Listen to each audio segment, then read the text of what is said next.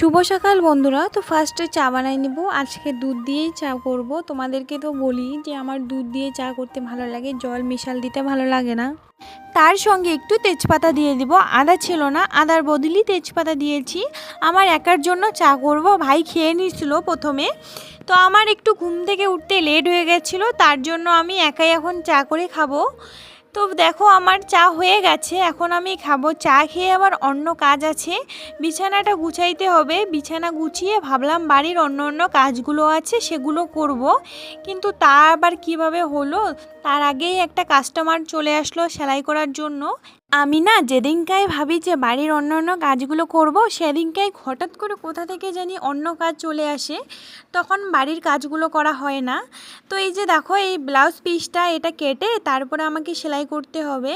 সেলাই যদি না করে না সুতোগুলো বেরোয়, তখন শাড়িটা খারাপ দেখা যায়, তার জন্য সেলাই করে নিয়ে যায়। এই ব্লাউজ পিসটা কিন্তু যদি বানায় না অনেক সুন্দর হবে, দেখতেই পারছো পিসটা কত সুন্দর। এই শাড়িটা না মিশো থেকে নিয়েছে। তো অনেক দিনে আমি এটা দেখেছিলাম মায়ের জন্য নেওয়ার, কিন্তু তখন মা আবার ভাবছিল কেমন আসে শাড়িটা, তার জন্য অর্ডার দেওয়া হয়নি।